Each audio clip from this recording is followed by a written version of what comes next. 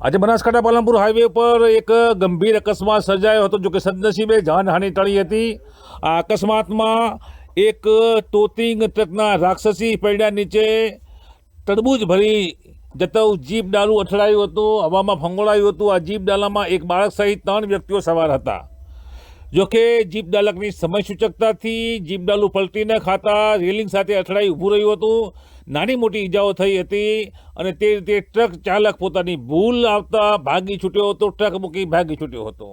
સદનસીબે આ દ્રશ્યો જોઈ રહ્યા તે રીતે કોઈ જાનહાનિ થઈ નથી। જોકે તરબૂચ હવામાં ફંગોળાયા હતા અને તે રીતના દ્રશ્યો અમે આપને બતાવી રહ્યા છીએ।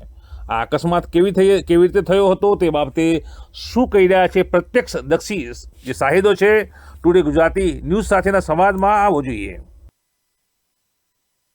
નેશનલ હાઈવે પર ચંડીસર નજીક આ ગમખ્વાર અકસ્માત સર્જાયો છે। આપ જોઈ રહ્યા છો, તરબૂચથી ભરેલું ડાલું હતું અને આ ટ્રક વચ્ચે અકસ્માત સર્જાયો છે।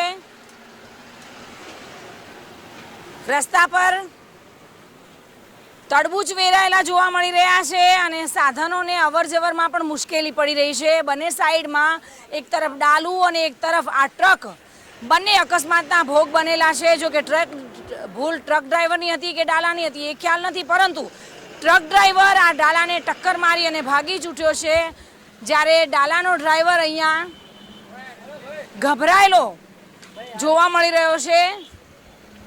સદનસીબે જો કે કોઈ જાનહાનિ ટળી છે, પરંતુ હાલ તેઓ ગભરાયેલા જોવા મળી રહ્યા છે। આટલા મોટા અકસ્માત બાદ તેઓને કોઈ ઈજા નથી થઈ। કઈ સાઈડથી આપ આવી રહ્યા હતા? અમે ડીસાથી માલ ભરીને આવતા હતા બેન।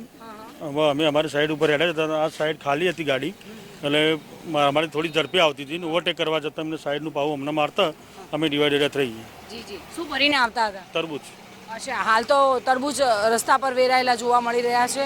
ટ્રક ડ્રાઈવર ક્યાં ગયો? ટ્રક ડ્રાઈવર ફરાર થઈ ગયો બેન। અને આપને કોઈ ઈજા? ના બેન, વાગ્યું નહીં કોઈ। આપની સાથે કોણ કોણ હતું? આ બે તમે સાથે જ હતા ડાલામાં? અચાનક જ આ થઈ ગયું? અચાનક જ પાછળથી ઠોક્યું। જી જી, તમને કોઈ ઈજા થઈ છે? કશું કોઈ નથી। અચ્છા, આ છોકરો પણ આંગા હતો। તું પણ સાથે હતો બેટા? ડર લાગી હતી તને? અચાનક અકસ્માત થઈ ગયો તો ડર લાગી હતી? તો આપણે જોયું તે રીતે આ ડાલા અને ટ્રક વચ્ચે હાલ અકસ્માત સર્જાયો છે। લોકોના ટોળા પણ અહીંયા એકઠા થયા છે। રસ્તા પર તરબૂચ વેરાયેલા જોવા મળી રહ્યા છે। જો કે જાનહાનિ ટળી છે, પરંતુ વાહનોને અવરજવર થવામાં મુશ્કેલી પડી રહી છે।